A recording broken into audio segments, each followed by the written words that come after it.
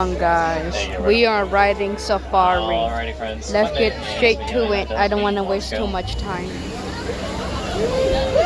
I'm John. Hello, everyone. Good afternoon and welcome aboard. My name is Chris. I'm your safari guide here in the beautiful Harambe Wildlife Reserve. Now, before we can head out, just the usual obligatory safety reminders. You need everyone aboard to remain seated the whole entire trip. And please keep your hands, arms, feet, and legs inside the vehicle. While I tighten all your personal belongings, like cameras or cell phones, it is getting kind of bumpy out here. If you look right above your heads there, you find an animal spotting guide. That is a very handy tool. I do most, if not all, of your animal spotting for you, but I'm also one person with one pair of eyeballs, and I'm very focused and not crashing. You may notice there are a lot of animals up there on your guide, 37 unique separate ones. I cannot guarantee that you're going to see every single one of those animals. I can guarantee that you'll see at least a animal. Our attraction to the reserve, friends, we're not going to be stopping in the reserve unless it is absolutely necessary for me to do so. So unless there's an animal or a vehicle that's in my way, I cannot stop my truck. So I will do my best to slow down for you as much as I can, buy some animals so we get some cool pictures along the way. But please do not request me to stop. I'll have to disappoint you. As a reminder, friends, this is the animal's home. You're the guests. We expect you to behave as such. Please don't be super loud, set of noises, make noises at them, or try to reach out and touch them, alright? We're starting our journey here in the Atsuri Forest, the Little Forest. Lots of creatures make their homes here, pretty quiet and shy, sometimes don't like coming up and come say hi to us, but sometimes you get pretty lucky with an animal that's out and around in the open. For example, there on the right-hand side, the okapi. Now, the okapi has a really interesting look to it, a really dark brown body, a black and white stripe pattern to the rear and the legs. It looks a bit like a horse, kind of like a zebra. Neither one, it's still an okapi, and the only living relative and a distant cousin of the giraffe. Having an almost identical skeleton, it's just a lot smaller and looks like a zebra pants on. Okapis are generally very shy animals, though. So shy we didn't even know they even existed in the West until the early 1900s. So they're relatively a new discovery that we're still kind of learning about, but a fascinating creature nonetheless. A lot of people do ask me if it's the original, but I tell them it's just an okapi. Alright. Now, some animals we got about the open like here, sometimes they're going to be very good at hiding and blending into the surroundings, having forms of what's called natural or disruptive camouflage, like lightens our colors, stripes, and patterns. For example, the things you see on the okapi itself are actually ways for animals to blend in, and a lot of them can be very good at standing very, very still. For example, there's actually a whole bunch of antelopes hiding on the hill on our right-hand side, but they're really hard to see. All the way at the very top, you see like a kind of like a copper or orangish antelope out there. Those are some bongos. Some bongos are all up at the very top. You might only get a glimpse of them up there, but they're actually nicknamed ghosts of the forest, and they're very rarely seen up close. So don't take it personally, they're all in the back there. Those are some bongos. I gotta say, overall, pretty good start to our trip. We've already seen a couple different kinds of animals. However, we've got lots of other places to be, so we're moving right along, footloose and fancy-free.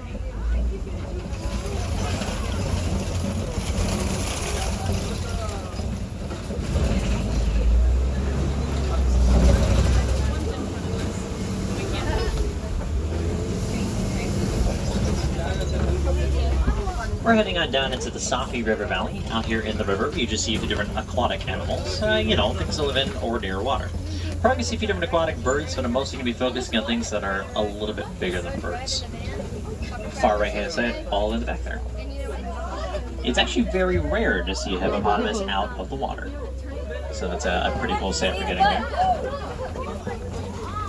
Can I have everyone sitting down, please? Thank you so much. It's unfortunately a little difficult to see there, so we got a good look. But I think I see another hippo or two down the river here. We're going to get a better look at. Hippos are generally nocturnal. It doesn't mean they'll be active at night. We're also seeing quite a few of those aquatic birds, like I mentioned, specifically the pink-backed pelican there on the left-hand side of the pink-backed pelican. Hippos can actually hold their breath underwater for almost 8 minutes. So, as you see, sometimes they can be doing their best rock impression there. A hippo. Pretty cool. We're actually seeing a few hippos out of the water. If you look towards the back there, down the little pathway, you can see some hippos that have left the water back there, which is actually pretty rare. Leave the water to go searching for food. Walk around 5 miles in that search for food. Eat around 150 pounds of food a day because they're hungry hippos. Well, this does sound like a lot of food. It's kind of not when you're 4,000 pounds, so I guess everything's kind of relative. It's kind We're also seeing on our left side quite a few Nile crocodiles. Able to grow almost 20 feet long. It's around half length for a truck. My friend in the back there, can you sit down, please? Thank you so much. I need you to sit down the whole entire trip, everybody, especially over this pit of deadly crocodiles.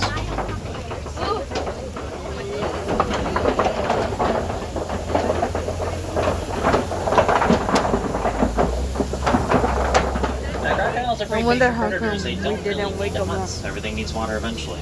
known to eat about once a month. And their powerful jaws are able to crush and break the bones of cattle and antelope, able to apply over 2,000 pounds of pressure per square inch. If you're not sure how much force it is, that's way more than enough to get the jump in.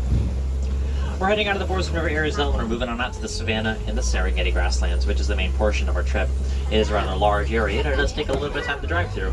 However, it is also where we find some of the more well-known, or you can almost say famous African animals.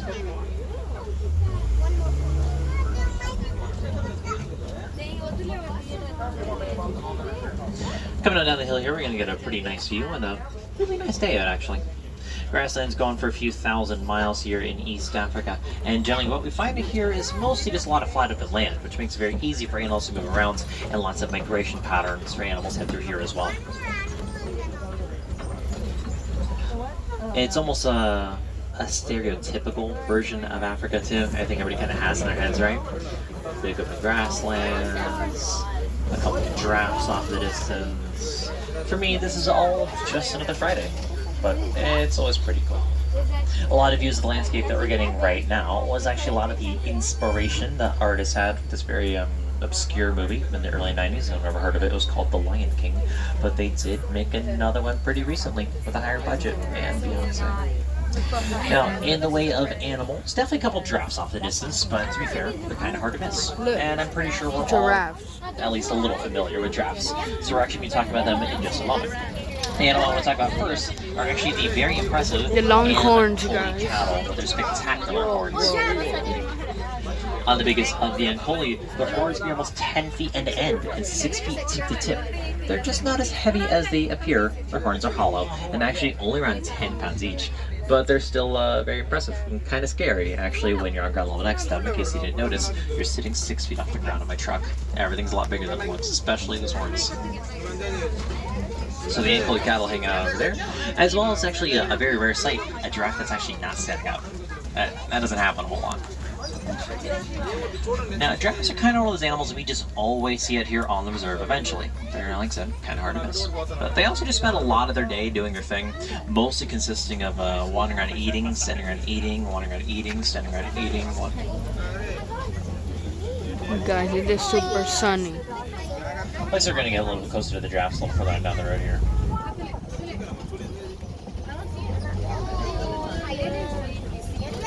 You might get a glimpse there right in front of the cave. A couple of very sleepy African wild dogs, also known as painted dogs because they're beautiful coats. Pretty cute normal because they're doggos and we all like dogs, of course, but there are some wildebeest, of course, and also a giraffe. So the sable antelope, the wildebeest, and the giraffe here. This is an adult female giraffe, so you walk in this way. I'm sure we'll let her go first.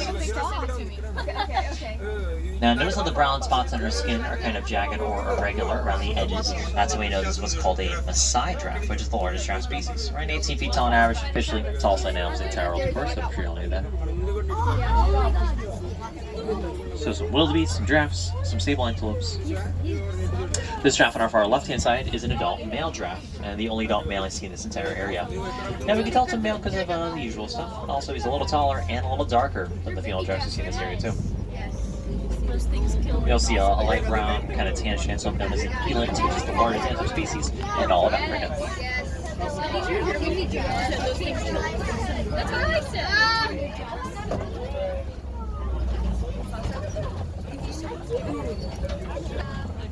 While some of the giraffes are pretty close by to us, it's kind of as close as we want them to be. Because while it sounds very cool conceptually for a giraffe to come say hi to you, it's not something you actually want, because their tongues are 18. A couple giraffes at the very top of the hill there, but those giraffes are not giraffe-sized. They're all the way on In top fact, of the those hill. little giraffes on the top of the hill up there are only about a year old each. So they're still very, very young. And very, very small for giraffes. Just not actually small, they're like 10 feet tall. Already born 6 feet tall though, so a bit of a head start. And within 1 hour of being born, little giraffes like those can actually stand up and walk. An hour, which is also kind of slow. Alright, lots of really cool animals, kind of all around the same time there, so I don't really gotta bother introducing them though. And on my left-hand side, I see a monkey. Right in the middle of all those thin trees, there's a mandrill in there. The mandrill is the largest species of monkey in the world. They got a very distinct blue and red nose, just like Rafiki from The Lion King. Let's see if I get us a little bit closer to the elephant. Still, pretty cool. As an adult male African elephant, you're a lot further than what we just saw, so we're not going to give you a chance.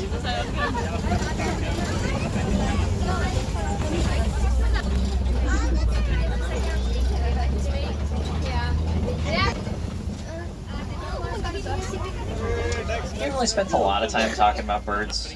Some very pretty greater flamingos in Lopanabatavic. The largest of the flamingo family, the lightest shade of pink.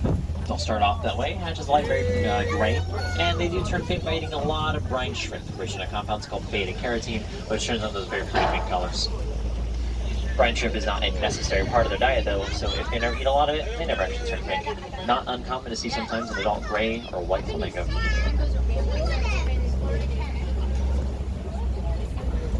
You might only get a glimpse. There were elements if you couldn't see.